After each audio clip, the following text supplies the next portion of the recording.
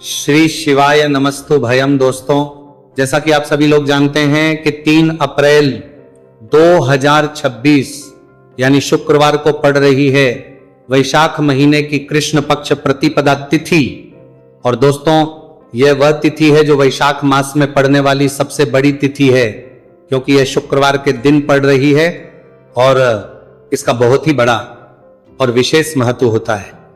पूज्य गुरु जी ने कहा है कि अगर कभी भी मौका लग जाए और वैशाख महीने की प्रतिपदा तिथि शुक्रवार को पड़ जाए तो आप लोगों 11 चावल के दाने का उपाय तो अवश्य ही करना चाहिए।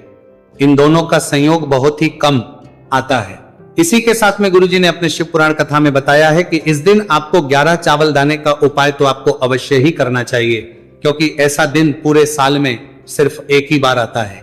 और दोस्तों, आप सभी लोग जानते हो कि शुक्रवार प्रतिपदा तिथि का अगर सबसे बड़ा कोई उपाय है तो वह 11 चावल के दाने वाला उपाय है। तो दोस्तों, इस शुक्रवार प्रतिपदा तिथि के दिन आप लोगों को इस 11 चावल दाने वाले उपाय को जरूर करना है।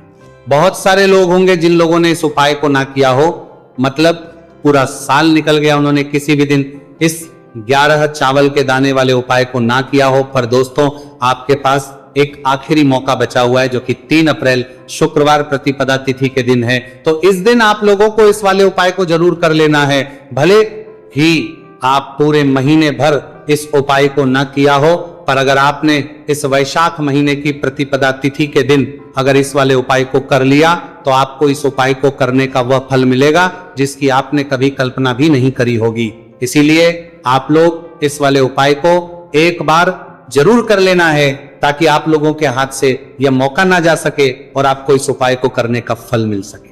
दोस्तों, यह उपाय पंडित जी ने अपनी अभी की ही श्री शिव महापुराण की कथा में बताया है जी। इस उपाय को आज हम आपको बहुत अच्छे से समझाने वाले हैं। इस वीडियो को देखने बाद इस उपाय को समझने के लिए आपको कोई और वीडियो को देखने की जरूरत नहीं पड़ेगी। तो चलिए दोस्तों, उपाय को शुरू करते हैं। देखिए, ये इस वैशाख महीने के शुक्रवार प्रतिपदा तिथि के दिन ये इतना खास होता है, इतना महत्वपूर्ण होता है, देखा गया। कभी कभी बड़े बड़े पूजा पाठ अनुष्ठान से जो मनोकामना पूर्ण नहीं होते, वो वैशाख महीने के शुक्रवार प्रतिपदा तिथि के दिन एक छोटे से उपाय करने से ही आपकी मनोकामना पूर्ण हो जाती है। और बहुत सारे लोग इस उपाय को किया भी है और उनको इस उपाय को करने का फल भी जरूर मिला है। अगर आप लोग भी इस उपाय को करना चाहते हैं तो आप इस उपाय को पहले अच्छे से समझ लेना, सुन लेना, उसके बाद करना, आपको इस उपाय का फल जरूर मिलेगा। और इस उपाय को कर लेने से आपके घर में चाहे किसी भी प्रकार की दुहक और समस्या क्यों ना चल रही हो, आपको उसका कारण भी नहीं पता है कि भाई ये समस्या किसका कारण से चल रही है, उसका भी कुछ कारण हो सकता है, जैसे पितृदोष हो सकता है या किसी भी तरह का मंगल दोष भी हो सकता है। तो इस दिन आप लोगों को ये वाला उपाय कर लेना है। ये एक ऐसा उपाय है जिस उपाय को अगर किसी विशेष दिन पर किया जाए तो भाई उस विशेष दिन का जो है वो तो हमें मिलता ही मिलता है, पर हमने उस दिन पर इस उपाय को किया है तो हमें उससे भी बड़ा फल मिलता है, और फल बहुत जल्दी मिलता है, क्योंकि आप इस उपाय को बहुत ही बड़े और विशेष पर कर रहे हो। तो चलिए अब उपाय के बारे में बात करते हैं, लेकिन उससे पहले आप लोगों को यह जानना आवश्यक है कि आखिर यह उपाय किस समय करना है, किसको करना है और कैसे करना है। तो चलिए हम आगे आपको वीडियो में एक एक करके बता देते हैं। लेकिन उससे पहले अगर आप लोग हमारे चैनल पर पहली बार आए हैं या फिर मेरी आवाज आज पहली बार सुन रहे हैं तो हमारे चैनल वास्तविक जानकारी को सब्सक्राइब जरूर कर लेना, और इस वीडियो को करके कमेंट बॉक्स में श्री शिवाय नमस्तु भयम ओम नमः शिवाय जरूर टाइप कर देना। तो दोस्तों, इस 11 चावल के दाने वाले उपाय को हमें इस शुक्रवार प्रतिपदा तिथि के दिन कैसे करना है, किसको करना है, किस समय करना है और कहां पर करना है, ये सारे सवालों के जवाब आपको इस वीडियो में मिल जाएंगे। और जो ये वीडियो देखेगा भाई, उसको 11 चावल के दाने वाला उपाय जरूर करना चाहिए, क्योंकि इस दिन एक चावल के दाने का बहुत ही बड़ा और विशेष महत्व होता है। और जब बात आ जाए 11 चावल के दाने की तो यह सोने पर सुहागा वाली बात हो जाती है, और यह एक बहुत ही बड़ा उपाय हो जाता है इस शुक्रवार प्रतिपदा तिथि का। तो अब दोस्तों, इस 11 चावल के दाने वाले उपाय को आखिर करना किसको है, सबसे पहले हम लोग वो बात जान लेते हैं। तो देखो, घर की जो बड़ी माताएं बहनें होती हैं, उन माताओं बहनों में से कोई भी एक बड़ी माता बहन इस वाले उपाय कर सकती है। और दोस्तों, अगर आप चाहे तो अपने घर में से सभी सदस्यों को भी इस उपाय को करवा सकते हैं। अगर किसी व्यक्ति की खुद की कोई मनोकामना है, खुद की कोई दुख और परेशानी है जो कि वह अपने लिए ही करना चाहता है, इस वाले उपाय को तो वह खुद अपने लिए भी कर सकता है। बाकी अगर कोई घर में से ऐसा है जो कि अपने पूरे घर परिवार की सुख और शांति के लिए या वाला उपाय करना चाहता है तो भाई वो भी कर सकता है, उसमें भी कोई दिक्कत वाली नहीं है।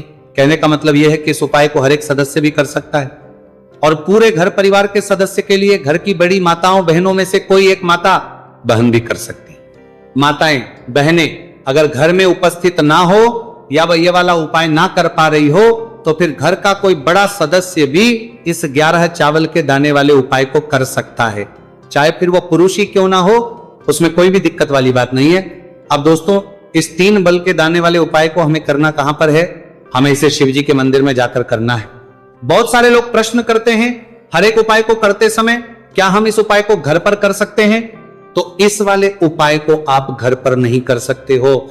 इस वाले उपाय को करने के लिए आपको शिव जी के मंदिर ही जाना पड़ेगा। उसके बाद में दोस्तों जो अगला प्रश्न निकल कर आता है वो ये आता है, इस उपाय को लेकर के आखिर इस उपाय को हमें किस समय करना है? सुबह के समय करना है कि शाम के समय करना है? तो देखो, इस वाले उपाय को आप लोग सुबह के समय भी कर सकते हो और शाम के समय प्रदोष काल में भी कर सकते हो। अब अगर आप पूछो कि भाई सबसे उत्तम समय कौन सा रहेगा इस 31 चावल के दाने वाले उपाय को करने का, तो हम आपसे बस यही कहेंगे कि इस उपाय को आप सुबह के समय करेंगे तो ज्यादा बेहतर होगा। बाकी अगर प्रदोष काल शाम के समय भी करेंगे तो भी अच्छा होगा, उसमें कोई भी दिक्कत वाली बात नहीं है।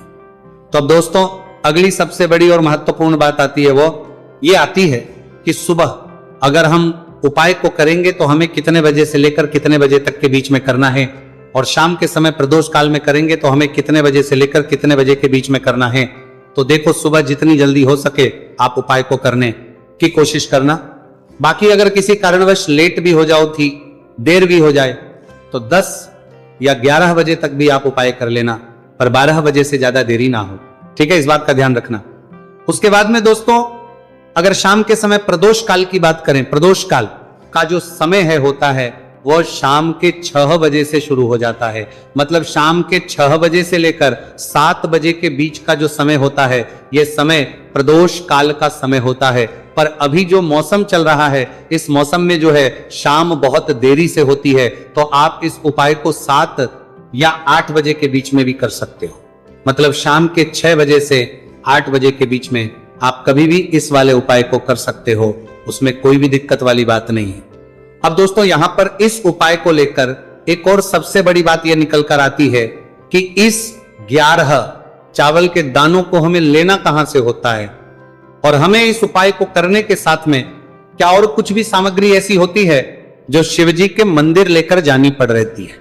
तो देखो, यहां पर हम आपको बता दें, सबसे पहले आप लोग ये जान लो कि ये जो 3 चावल के दाने वाला उपाय है, सिर्फ और सिर्फ आप उपाय की सामग्री लेकर कभी भी शिव जी के मंदिर मत जाना, क्योंकि हमें भगवान के सामने यह नहीं दर्शाया है कि अगर हम भगवान शिव जी के मंदिर आए हैं तो अपने फायदे के लिए आए हैं। तो इसलिए जो भी पूजन सामग्री है, उपाय सामग्री है 11 चावल के दाने, इसके साथ में आपको पूजन सामग्री भी जरूर लेकर जाना है। देखो, अगर सुबह के समय उपाय कर रहे हो तो सीधी सी बात है, 1 लोटा जल तो आप लेकर जाओगे ही जाओगे। वही 1 लोटा जल अगर मिट्टी का जल हो तो बहुत अच्छा रहेगा। मिट्टी का जल कैसे बना आता है, इसके लिए हमने पहले से बहुत सारी वीडियोस बना दी है आपके पास। इस दिन एक आखिरी मौका रहेगा, मिट्टी का जल शिव जी पर चढ़ने का और उपाय को करने का बहुत बड़ा आपको इस दिन फल मिलेगा। तो इसीलिए इस दिन हो सके तो भाई मिट्टी का जल चढ़ाना, तो अपने साथ में कम से कम 1 लोटा जल तो आपको लेकर जाना ही जाना है। अगर मिट्टी का जल नहीं है तो घर का जल भी आप इस्तेमाल कर सकते हो। इसके अलावा जो भी पूजन सामग्री है, देखो 11 के दाने ये अलग आपके रहेंगे और जो आपकी पूजन सामग्री रहेगी वो अलग रहेगी। पूजन सामग्री में आप जो भी चीज लेकर जाना चाहे वो लेकर जा सकते हैं, एक बेलपत्र भी लेकर जा सकते हैं, उसमें कोई भी दिक्कत वाली बात नहीं है। वहीं अगर हम बात करें शाम के समय की, तो शाम के समय शिवजी पर जल नहीं चढ़ता है, इसीलिए शाम के समय आप लोग एक दीपक तैयार कर लें जो कि गोल तीखा आटे का शुद्ध देसी गाय का घी का होगा, है ना। इस बात का आप लोगों को ध्यान करना है और इस दीपक को आपको घर से जलाकर नहीं लेकर जाना है, भगवान शिवजी के मंदिर में जाकर ही जलाना है। इस बात का भी आप लोगों को ध्यान रखना है। अब दोस्तों यहाँ पर हमें इस बात को समझना है कि ये 11 चावल के दाने हमें लेना कहां से है। क्या हमें दुकान से लेकर आना है या हमें अपने घर से लेना है या कहां से लेकर आना है, और कौन से चावल लेना है, क्योंकि चावल भी बहुत प्रकार के होते हैं। तो देखो, इन सभी सवालों के जवाब आप लोग एक बात में सुन लो कि भाई जो उपाय है, इस उपाय में आपको ये नहीं देखना है कि भाई कौन से चावल है कौन से चावल नहीं है। बस जो भी चावल ले रहे हो वो चावल का दाना सबूत होना चाहिए, मतलब साबुत होना चाहिए, टूटा हुआ नहीं होना चाहिए, कट्टा पीटा नहीं होना चाहिए। ये बात आपको ध्यान रखना है। बाकी आपका चावल बासमती हो